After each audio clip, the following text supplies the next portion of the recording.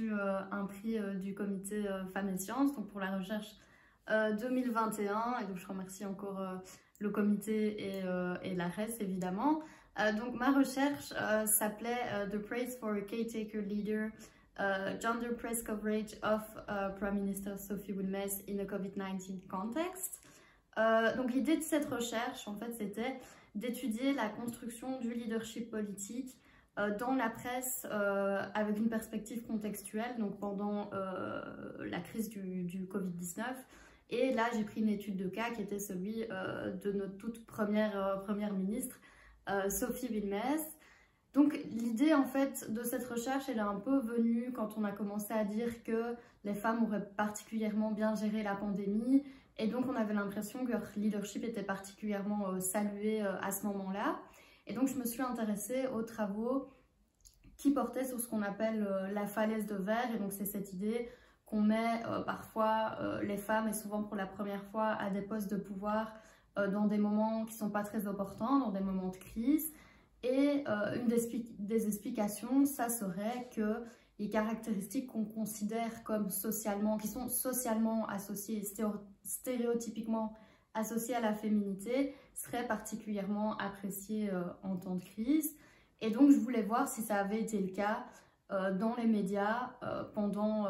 le mandat de Sophie Wilmès, qui a été occupé en grande partie pendant la pandémie. Et donc j'ai étudié la construction de son leadership dans la presse belge francophone pendant tout son mandat, donc d'octobre 2019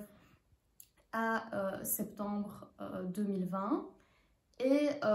j'ai capturé en fait toutes les discussions sur le leadership politique dans une sélection de titres de presse. Et ce que j'ai pu remarquer, c'est qu'effectivement, dans le cadre de sa gestion du Covid, les qualités qui sont plutôt associées socialement à la féminité et au care, donc par exemple tout ce qui est compassion, empathie, les qualités d'écoute, étaient particulièrement associées à la figure de ce que devrait être une ou un bon leader en temps de pandémie. Donc l'hypothèse était plutôt confirmée. Maintenant, ce qu'on peut voir aussi, c'est que certaines qualités qui sont aussi associées à la masculinité étaient aussi particulièrement mentionnées comme étant importantes pour exercer un bon leadership pendant cette période. Et donc on avait vraiment l'impression que pour la presse, Wilmès exerçait un nouveau type de leadership qui était à la fois un leadership traditionnel qui incluait des caractéristiques socialement associées à la masculinité, mais aussi de nouvelles caractéristiques dont on a moins l'habitude dans le leadership politique, qui socialement est plutôt associé à une masculinité assez hégémonique. Et donc là, on avait vraiment l'inclusion de qualités plutôt liées au care, d'où l'idée de Sophie Wilmès, une caretaker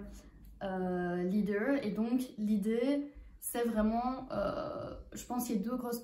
perspectives. C'est cette idée qu'on pourrait avoir un leadership politique qui est un peu plus inclusif, et donc qui ne soit pas seulement concentré sur cette idée d'attributs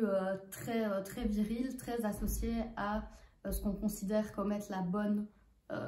masculinité, ce qui est plutôt valorisé d'habitude dans la société. Et aussi l'idée que les femmes politiques peuvent vraiment participer à la construction du leadership politique et vraiment mettre le focus sur leur agentivité. Et donc une des prochaines perspectives, ça pourrait être de voir comment est-ce que ces femmes politiques utilisent leur association au care pour renouveler un petit peu la manière d'exercer le pouvoir. Voilà, c'était en gros les résultats de la recherche.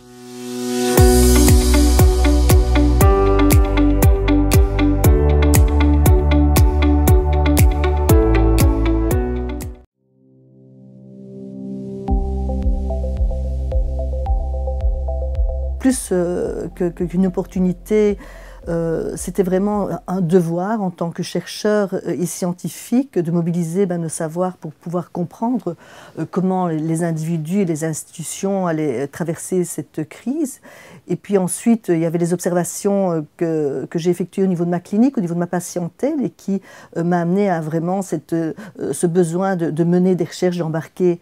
mon équipe de recherche, mes chercheuses, et nous avons mené pendant 2 ans des études consécutives pour comprendre l'impact au niveau de la santé mentale, l'impact de la crise au niveau de la santé mentale. Il faut se rappeler qu'en début de crise, la santé mentale a vraiment préoccupé et on a porté peu d'attention à la santé mentale et pourtant elle fait partie intégrante de la santé et l'on sait qu'une mauvaise santé mentale a des conséquences négatives ou long terme. Donc ces recherches avaient pour objectif de vraiment mesurer l'impact au niveau de la santé mentale et nous avons mené plusieurs études, enquêtes en ligne à différents temps de la crise, pendant le confinement, 1 an après, 6 mois après, et pour mesurer, répondre à cette question de recherche.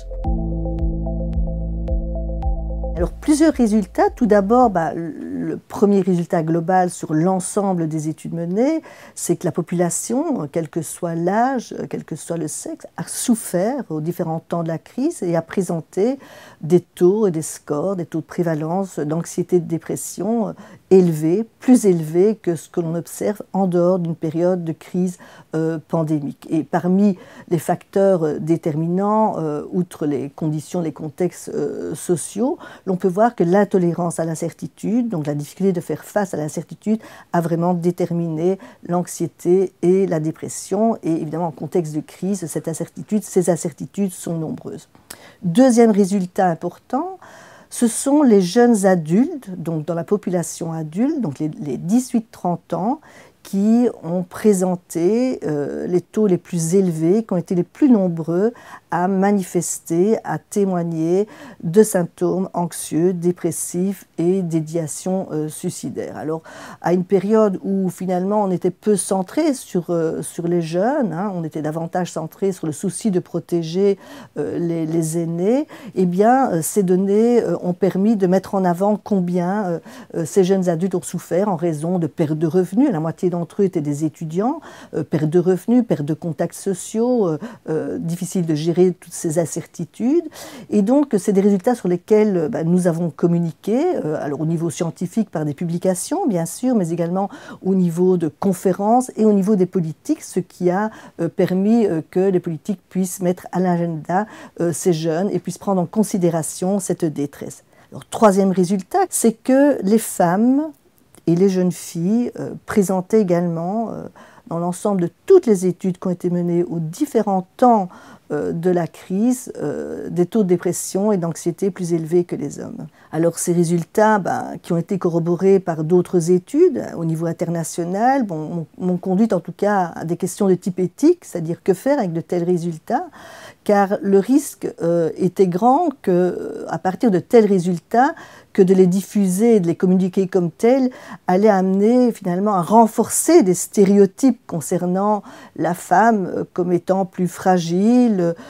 plus vulnérabilisée dans des contextes de crise. Et donc, par rapport à cela, je me suis gardée de le présenter comme tel, comme c'est fait d'ailleurs dans certaines publications scientifiques où il est présenté, les femmes sont un groupe vulnérable, mais de pouvoir comprendre finalement ce qui sous-tend cette détresse psychologique plus importante chez les femmes. Cet écart entre les hommes et les femmes au niveau de la santé mentale n'est pas nouveau et préalable et préexistant à la crise et a été expliqué au travers d'approches biopsychosociales. Mais il était intéressant ici de se dire en contexte de crise finalement qu'est-ce qui a finalement impacté différemment les femmes et les hommes, et l'on sait que la crise a visibilisé mais également exacerbé cet écart entre femmes et hommes, et nous avons, parmi les différentes variables, étudié comment finalement dans ce temps où tous les espaces sociaux externes et tiers à la sphère privée étaient fermés ou limités, comment était gérée la sphère privée en termes de temps et de maintien de contacts sociaux. Et ce qu'on a pu voir, c'est que les femmes et les hommes ont investi leur temps et leurs occupations de manière différente. Les femmes davantage investies dans des tâches éducatives, des tâches ménagères, dans l'encadrement scolaire des enfants, dans la prise en charge des tâches familiales, alors que les hommes, s'ils étaient aussi investis dans des tâches et des activités de bricolage, ils étaient davantage occupés dans les réseaux sociaux au niveau de jeux vidéo et de communication sur les réseaux sociaux. Alors ça nous renvoie à des images assez stéréotypées, néanmoins nos résultats ont pu démontrer et nous montrer combien finalement ces assignations à des rôles sexués au sein de la sphère privée se sont vues exacerbées, les femmes étant davantage assignées à des tâches de soutien à la communauté familiale et les hommes étant davantage centrés dans des activités plus individualistes. Et il en est de même au niveau des communications, donc quelles sont les communications, les contacts qui ont été maintenus par les uns et les autres pendant ces périodes de fermeture et de repli. Et l'on peut voir que hommes et femmes ont maintenu des contacts avec les collègues, les amis et la famille, mais ils se différencient significativement d'un point de vue statistique, quand on a fait nos modèles statistiques, quant aux investissements des contacts au niveau de la famille. Les femmes sont davantage investies dans les contacts avec la famille, avec les personnes en demande de soutien, dans des aides par rapport à des personnes en demande, que les hommes étaient davantage dans des groupes, dans des forums d'une autre nature. Donc, à nouveau, on revoit que ce contexte de repli contraint au niveau de la sphère privée va intensifier ou va en tout cas amener un retour en force d'assignation de la femme à la sphère privée, à des tâches de soutien et va renforcer des rôles de genre et une distribution sexuée des tâches. Au niveau des adolescents, alors on a aussi mené des études au niveau des 12-18 et des 12-21 et là les jeunes ont manifesté des taux vraiment très élevés de dépression, d'idéation suicidaire, d'anxiété qui nous ont fortement interpellés, qui nous ont amenés également à communiquer et alerter les politiques et tous les dispositifs. Et ce qui est apparu, d'une part, leur santé, leur bien-être, leur qualité de vie était très dépendant de ce qui se vivait au sein de la famille, au sein desquelles ils étaient enfermés, dans lesquels ils étaient contraints de vivre. Alors, plus la qualité était bonne, plus je dirais, l'état de santé mentale était bon. Cependant, on a aussi examiné la manière dont les adolescentes et les adolescents ont géré les activités menées et on va retrouver un petit peu de la même manière qu'on a trouvé au niveau des adultes que les adolescentes vont davantage être investies dans des activités d'encadrement, de soutien, d'aide aux tâches ménagères, de soutien aux personnes démunies, alors que les garçons vont avoir davantage une diversité d'activités qui vont aller d'activités physiques, d'activités de loisirs, d'activités de jeu. Et donc là, il y a vraiment deux profils très différents qui finalement nous indiquent que déjà à l'adolescence, il y a cette intériorisation de distribution de rôles, cette distribution sexuée de rôles, donc qui est déjà inscrite et qu'un contexte où les espaces de socialisation tiers tels que l'école, les loisirs, la culture, lorsqu'ils sont fermés, on va amener un renforcement, une réactivation de ces rôles et de je dirais, ces rôles sexués au niveau du fonctionnement dans la sphère privée.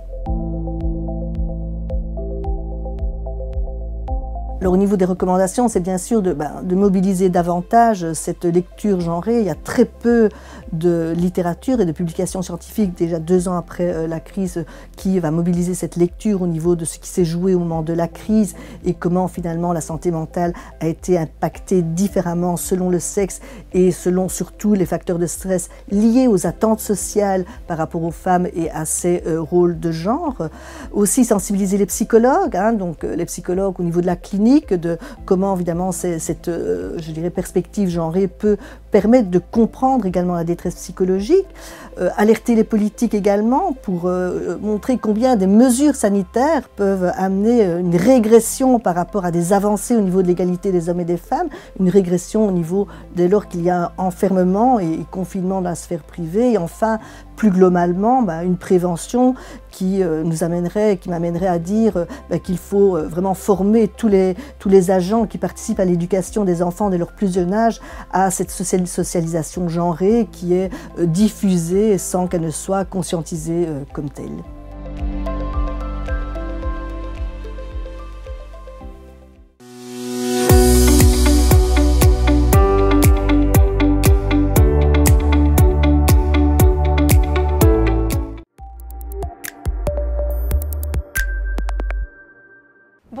m'appelle Laura Merla. Moi, c'est Sarah Mourou et ensemble, nous avons remporté le 3e prix Femmes et Sciences 2021. Le travail qui a été primé s'inscrit dans le cadre du projet Mobile Kids, une recherche en sociologie financée par le Conseil européen de la recherche et qui s'intéresse à l'hébergement alterné égalitaire en Belgique et en Italie.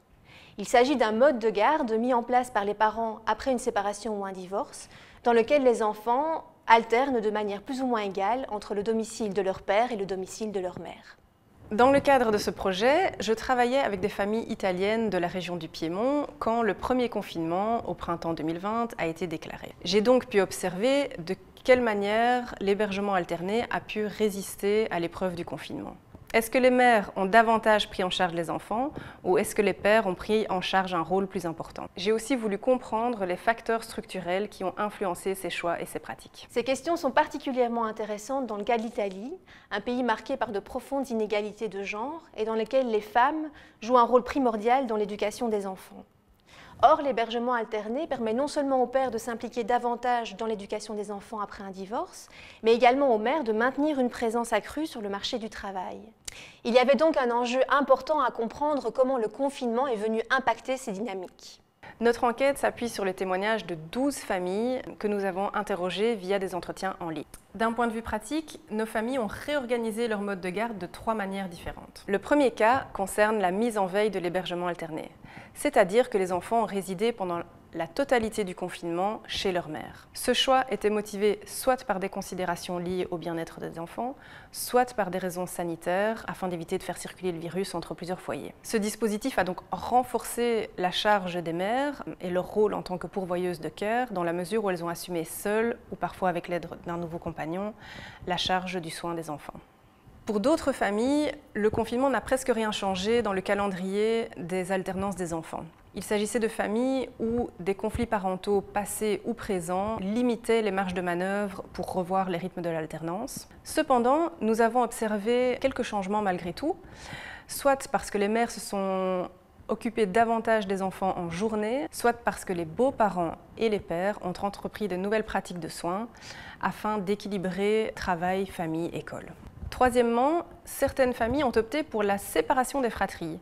et souvent à la demande des enfants eux-mêmes. Ce choix était principalement motivé par des conditions matérielles, afin d'assurer notamment un espace suffisant ou une bonne connexion Internet lorsque parents et enfants devaient travailler en ligne en même temps. Mais c'était aussi une opportunité afin d'éviter les conflits entre enfants. Dans ce contexte, puisque chaque parent hébergeait en permanence au moins un enfant,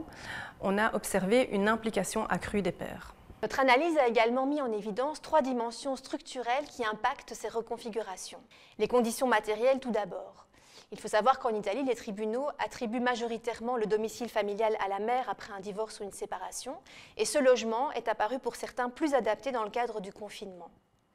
Par ailleurs, les parents télétravailleurs qui avaient un ou plusieurs enfants devant suivre l'école en ligne à domicile ont eu à cœur de pouvoir fournir un espace de travail adapté et une connexion Internet stable à chacun des membres de la famille, ce qui a poussé certains soit à loger tous les enfants dans le lieu offrant ces possibilités, soit à répartir les fratries entre les logements paternels et maternels. Les inégalités de genre sur le marché du travail ont également eu un effet. Les mères avaient l'habitude d'adapter leurs horaires de travail à l'éducation de leurs enfants avant le confinement et ont pu continuer à le faire pendant le confinement, ce qui n'a pas été le cas pour un bon nombre de pères. Enfin, notre recherche a fait ressortir en creux le rôle du système éducatif italien. En Italie, les enfants, dès l'âge de 11 ans, terminent l'école à 13 h et rentrent à la maison pour effectuer un travail scolaire assez important. Ceci a pour effet de renforcer l'implication des mères, ce système étant peu compatible avec le travail à temps plein des 2 parents. Or, avec le confinement, cette contrainte a disparu, ce qui a permis aux parents de modifier les rythmes de l'alternance, privilégiant des séquences plus longues chez chacun des parents